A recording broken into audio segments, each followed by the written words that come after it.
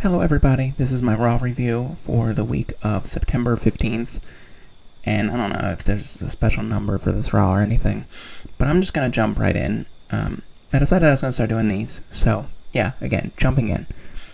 The night starts, Heyman has a pretty good promo. Of course, this is Paul Heyman we're talking about.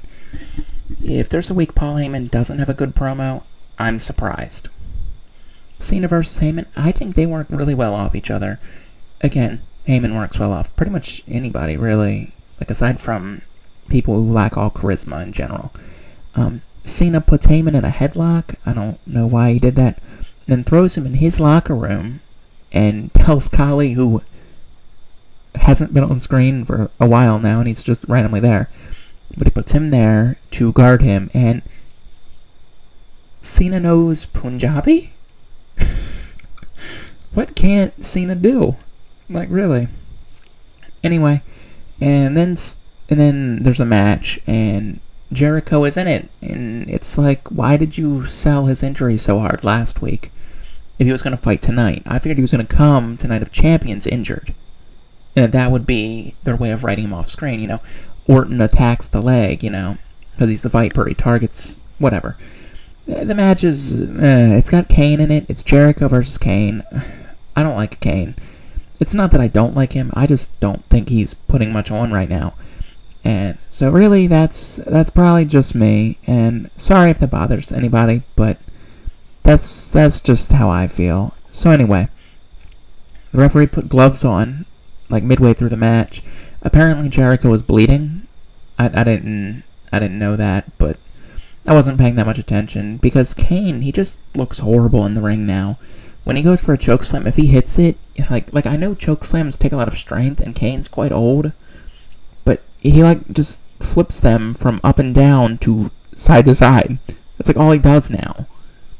You know, like the other week when he chokeslammed Ambrose, it looked like he was that was the best looking chokeslam he's had in a while.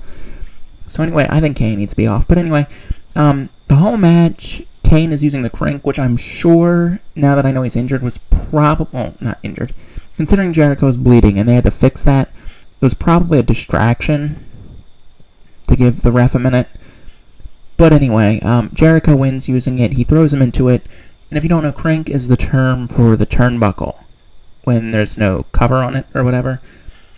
But Jericho wins using that in a roll-up, which, you know, pretty nice. And here's what I'm going to do. I'm just going to tally when faces win, and when heels win, I'll put a tally up on the other side.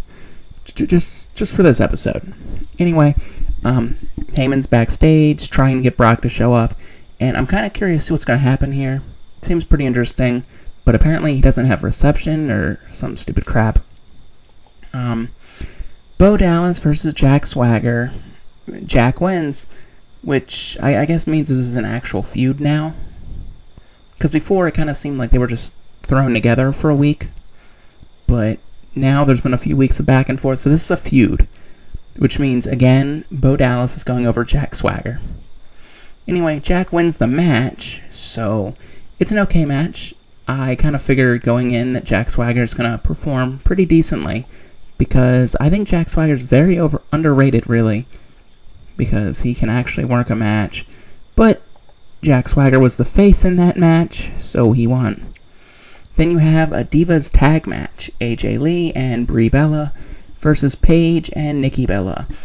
Nikki knocks AJ off, and Paige pins Brie, or made her submit. No, she pinned her. And then after the match, Nikki picks Brie up and slams her, which was pretty impressive, because I didn't think Nikki could do much of anything, to be honest. So there's one for the heels. Sorry if this is distracting, but it's just to prove a point. So anyway, then Bray is cutting a promo, and Bray and Big Show are now in a feud, I guess, according to SmackDown, which doesn't make sense, because Big Show...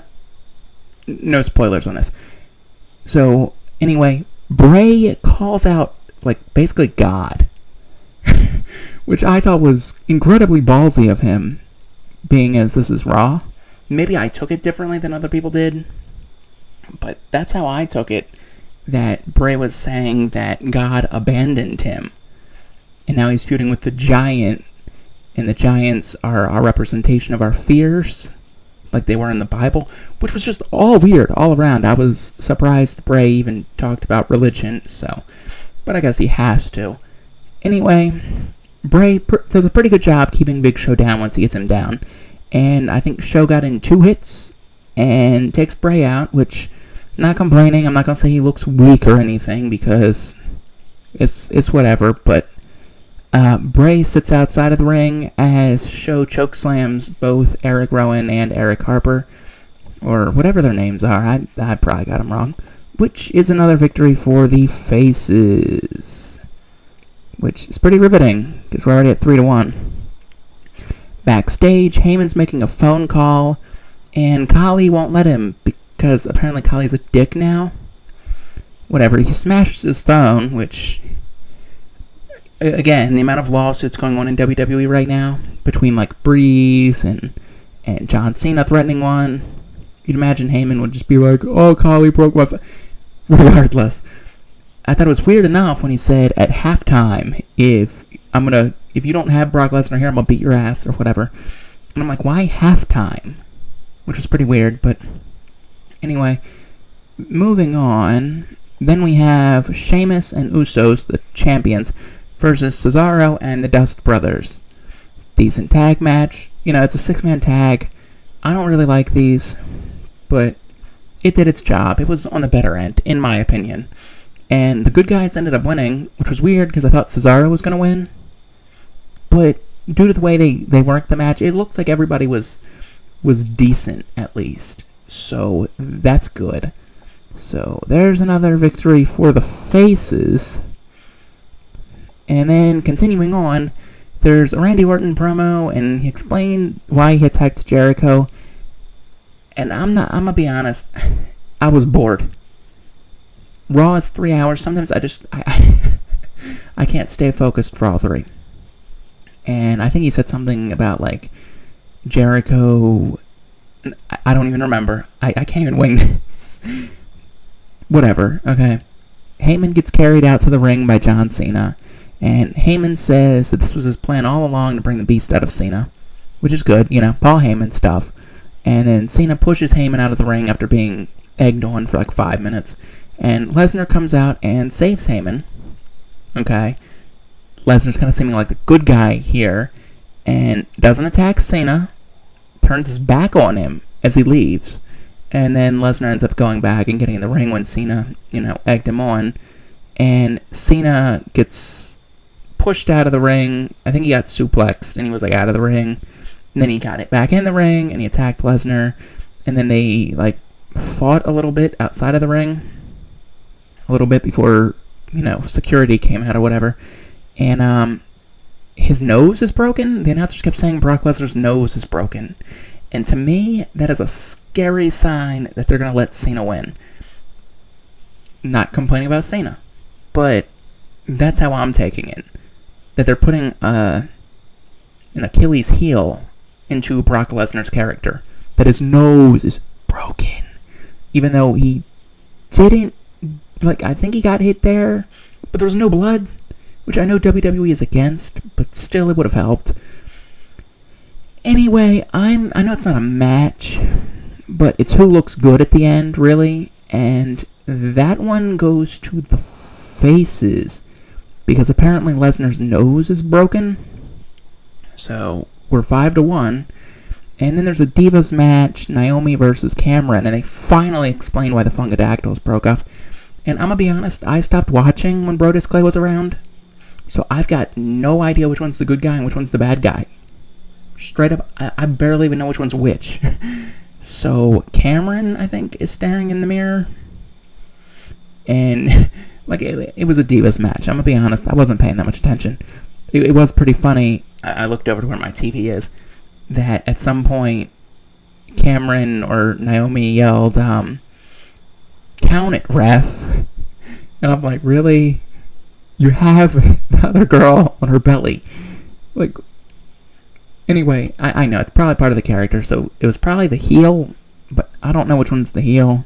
So, Naomi wins after doing, nothing, and I didn't pay much attention. I don't know which one's the good guy, which one's the bad guy, so I'm not putting anything up here. So then there's Miz and Sandow versus Dolph and R-Truth, because why not put R-Truth as Dolph Ziggler's stunt double, being as they're both white, and they both got blonde hair, and yeah, I think that's the joke here, but it's a decent looking team on paper. Kind of funny because Awesome Truth's on opposite teams, and JBL made a heart attack joke to King, which I thought was weird. I wasn't expecting that. And I know the announcers were joking, but the whole match they're like, oh, is that Dolph in the ring right now? And it's R-Truth, and it's like, come on. I don't know why. I was cracking up during this match. Let's face it, I'm pretty sure Ziggler's going to win regardless at Night of Champions. I'm a misfit, if anybody was wondering. But, yeah, King, the whole match, kept talking on and on about how much he liked The Miz, which I guess is a bad sign come the pay-per-view. So, and Ziggler's win.